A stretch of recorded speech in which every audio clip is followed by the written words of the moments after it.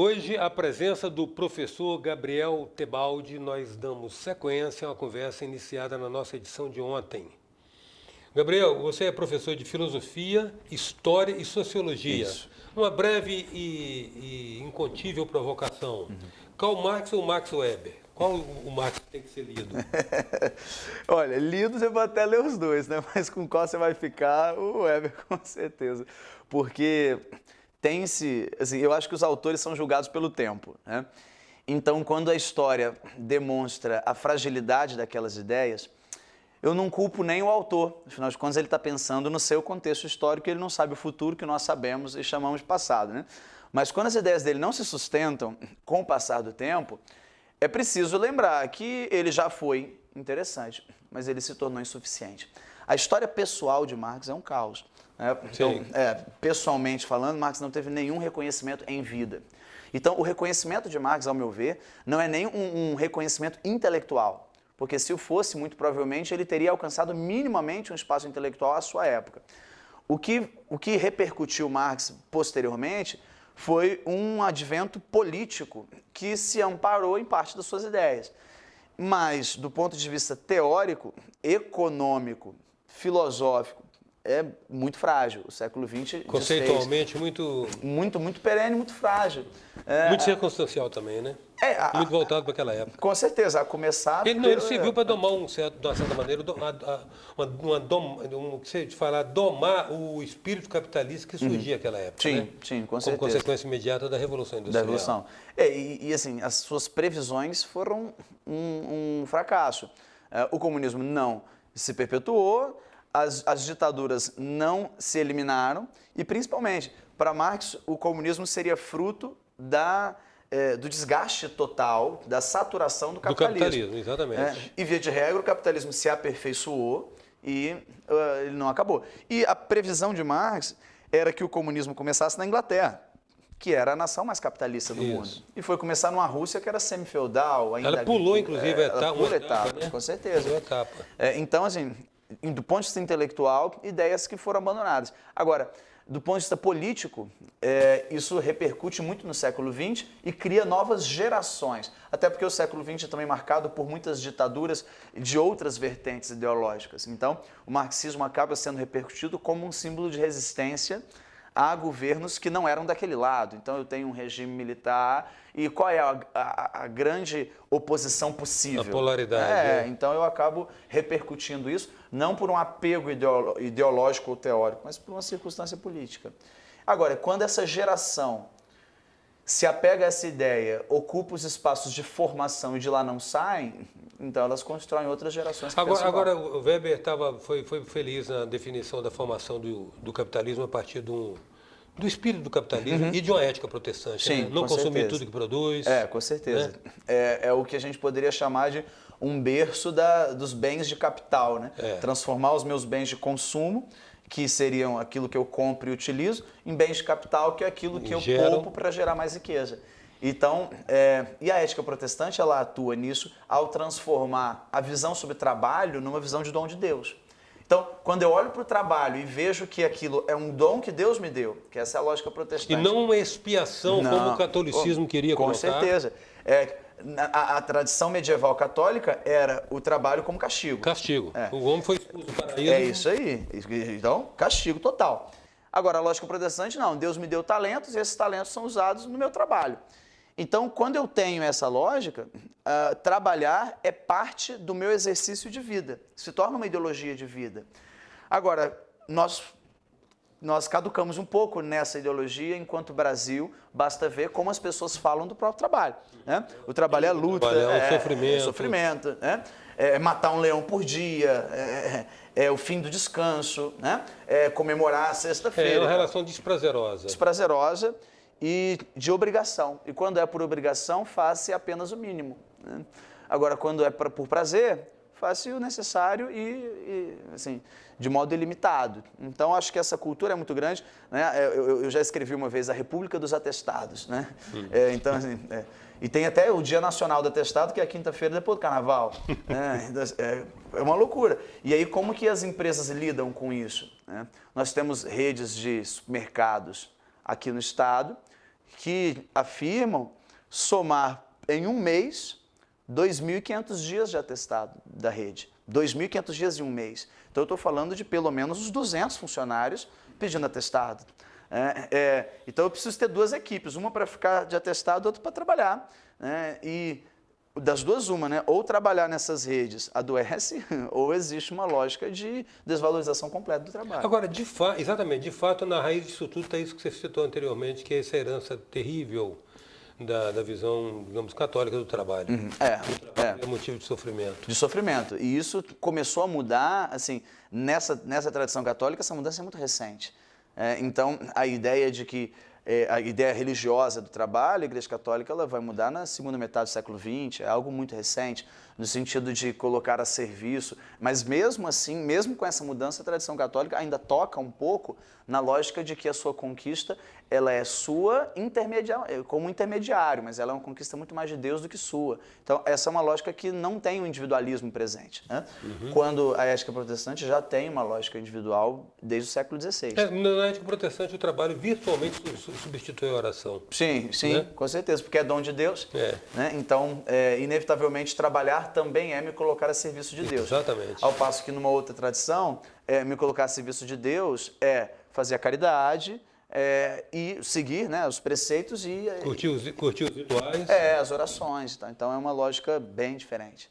Não é por acaso que nós chegamos no começo do século XX e tínhamos Inglaterra, Alemanha, Estados Unidos, 3 nações protestantes no topo do mundo. Não por coincidência, e a gente já disse isso aqui, eu gostaria de achar uma nação de colonização católica rica e uma nação de colonização protestante pobre.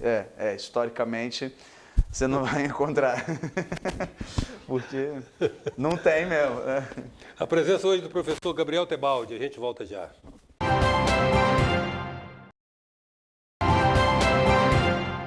Voltamos à presença do professor Gabriel Tebaldi.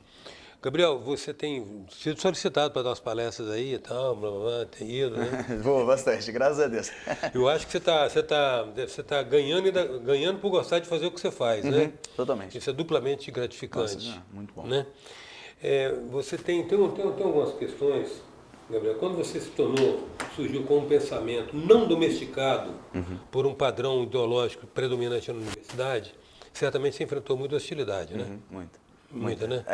Na universidade, desde uma hostilidade verbal ou ambiental, né, do ambiente, quanto física mesmo. Então, de 2 casos de uma depredação, uma bicicleta minha que eu tinha na época e até um carro meu também, na época da eleição de 2014.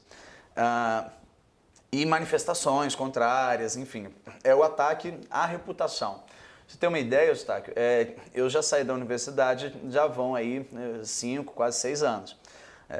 E eu continuo recebendo ex-alunos que entram na universidade e falam lá no curso, o pessoal só fala de você mal, né, claro. Então, eu fico, mas peraí, mas esses alunos que estão entrando lá, eles não fazem a menor ideia de quem eu seja. Eles não me conheceram, eles não estudaram comigo, mas eles continuam mantendo as mesmas falas que se mantinham há 5, 6 anos atrás. Então, vê-se assim, uma hostilidade que leva a uma construção de um inimigo. Essa lógica de que você não consegue discutir a ideia, você tem que discutir a pessoa, é um abismo que nós estamos caindo, né? Há muito tempo, inclusive. Um obscurantismo, né? Totalmente. Um obscurantismo. Totalmente. Você tem acompanhado esse discurso ainda Tem alguns clichês da moda. Não serão mais da moda em breve tempo, mas ainda são. Um deles é a ruptura de paradigma, outro é inovação. Como é que você está vendo essa questão dessa dinâmica transformação que nós estamos enfrentando, que está, de certa maneira, imprimindo uma reavaliação em quase tudo, relações de trabalho, mudança de sociedade e governo? Como é que você está assistindo isso, digerindo isso? Veja, na minha posição, enquanto alguém que está aí aos 26 entrando nessa onda, eu vejo com excelentes olhos, porque é o meu futuro, e o futuro da minha geração.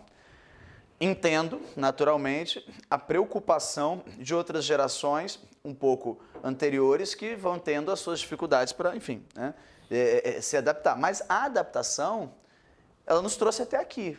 Né? Então, veja, o que você fazia profissionalmente há 40 anos, há 30 anos, há 20 anos, acabou. Né? Agora, o que eu entendo é que lutar contra o avanço tecnológico é uma luta perdida. É uma guerra que você já perdeu. Então a questão é, a adaptação nos trouxe até aqui enquanto espécie, enquanto sociedade, enquanto política, enquanto economia, enquanto cidade de Vitória, enquanto Estado do Espírito Santo, nós chegamos até aqui por adaptação. Não são os mais fortes nem os mais inteligentes. Os que se adaptam. São os que se adaptam. Né? Então, nessa lógica que Darwin já levantou para mim no século XIX, a adaptação é mais uma vez exigida, só que agora com uma velocidade muito maior do que a gente imaginava. Então eu preciso cada vez mais abandonar aquilo onde eu pisava como certeza, o que Bauman vai chamar de modernidade líquida. Acabou o mundo sólido. Esse mundo líquido ele pode ser preocupante por um lado. Inclusive as relações. Inclusive as relações, que essa é a parte perigosa. Né? Agora, ele também nos dá a oportunidade de mudar tudo aquilo que a gente sempre achou que não dava para mudar e queria. Para o bem, dessa vez. Agora, então eu vejo com um certo otimismo de termos uma sociedade muito mais interessante do que nós construímos previamente. E essa inovação, ao meu ver, inovação é invenção mais mercantilização. Não adianta eu criar algo que ninguém compre ou que ninguém fique sabendo. A ciência chegar no mercado. A ciência precisa chegar no mercado. E quando as universidades ou nossos polos científicos não fazem isso, elas perdem boa parte da possibilidade de anunciar novas situações. Então, inovação é invenção mais mercantilização.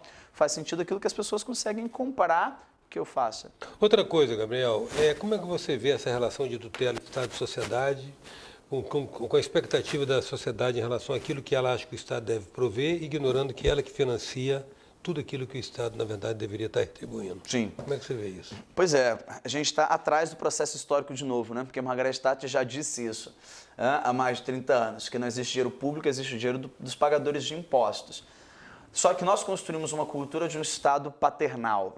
Isso vem há um bom tempo, desde quando nós tínhamos que cultuar o Estado porque ele era imperial e o imperador era um símbolo de realeza e líder da igreja, de divindade, até quando a gente entendeu que o Estado era o nosso pai, o pai dos pobres, o filho do Brasil, a mãe do povo e tal. Então, essa lógica paternalista, ela imprime na cultura da população a ideia de que o Estado é o meu último e sempre o meu refúgio.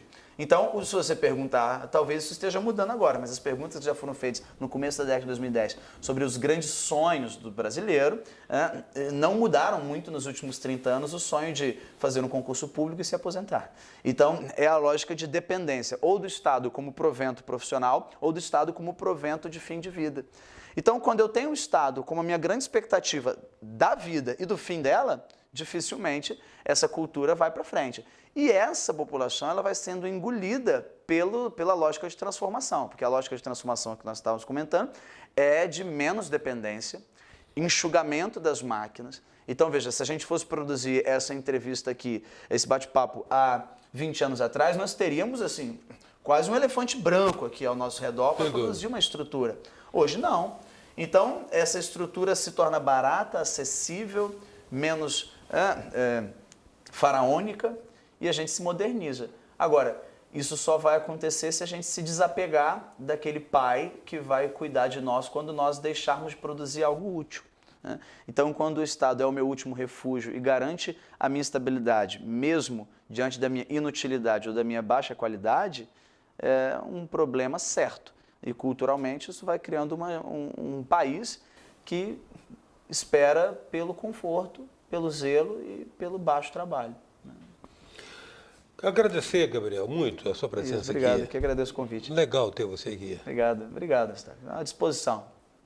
Hoje a presença do professor de História, Filosofia, Sociologia, articulista, palestrante agora, e ao que me parece um requisitado palestrante. Obrigado. Gabriel Tebaldi, até já.